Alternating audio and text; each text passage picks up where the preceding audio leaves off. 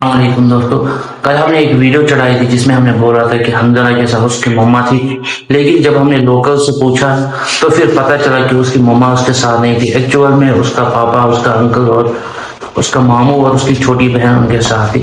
वो picnic spot पे गए थे जो जंगल, जो शुपैन से थोड़ा सा दूर ऊपर की तरफ है, और वहां पे नेटवर्क भी उतना नहीं है। तो फिर क्या हुआ वो आपको गुजर भाई बोलेंगे। भाई पहले तो मैं एक बात बोलना चाहता हूँ, बहुत सारे लोग हैं, मैंने बहुत सारी रील्स देखी जहाँ पे लोग कमेंट सेक्शन में बोल रहे कि उसकी मदर केयरलेस है, वो कहाँ थी जब वो पानी में गिरा। भाई पहले पूरी स्टोरी सुना करो, हुआ क्या था। एक्चुअली हुआ था कि वहां पे उसके जो फादर साथ थे, उसके मामू साथ थे और उसकी बहन साथ थी। तो वो खेल रहा था वहां से, उसके जो घर वाले साथ थे वो साइड में थे, वो खेल रहा था, वो पानी में गिरा है, उनको पता ही नहीं चला है। जो उसके फादर थे या मामू थे उनको बिल्कुल पता नहीं चला है। उसके बाद जब वो आधे घंटे तक उनको नहीं मिला है तो वो नीचे शुपियान पुलिस स्टेशन में उतरे, वहां पे SHO को बोला है।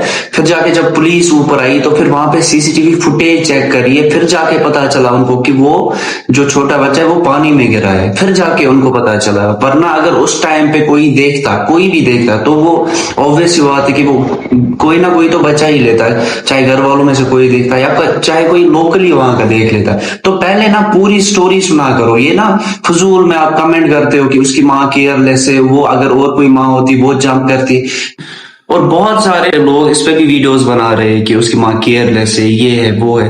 यार तुमने कभी सोचा है जब उसकी माँ जब वही वीडियोस 3-4 महीने बाद देखेगी तो उस बेचारी पे क्या गुजरेगी, उसकी फैमिली पे क्या गुजरेगी जब वो वीडियोस देखेंगी कि उनकी ही गलती है, जबकि उनकी कोई गलती ही नहीं है। उन बेचारों को तो पता भी नहीं था कि वो कब पानी में गिरा है। वो तो पुलिस स्टेशन गए, फिर जाके CCTV फुटेज चेक करी, उसके बाद उनको पता चल गया। एक्चुअली ये CCTV कहाँ से आया, वहां पे एक आदमी का कैंप था तो उनके पास हाई सर्विलेंस CCTV कैमरा होते, उसकी बदौलत पता चला है कि वरना तो उसके बाबा जो है वो जंगल में ढूंढ रहे थे, जो उसके बगल में जस्ट वहां ढूंढ रहे थे। उनको तो ये मालूम ही नहीं था कि वो जो पानी का नाला साइड में बह रहा है उसमें बह गया है।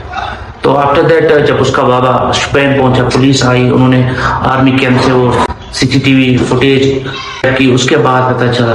तो अब हम एंड में यही बोल सकते हैं, उनके घर वालों के लिए दुआ कर सकते हैं और उनके घर वालों को सब्र जमील अता करे। तो बस। और आप रील्स बनाते हो, इतनी ज्यादा रील्स बनाते हो, तो थोड़ा सा ना इस बात का ध्यान रखा करो कि जो उसकी डेड बॉडी है वो उस रील में शो ना हो, क्योंकि जब उसके घर वाले, उसकी फैमिली कल बहुत टाइम बाद जब उसकी फैमिली वो वीडियोस देखेंगी तो उन पे क्या गुजरेगी।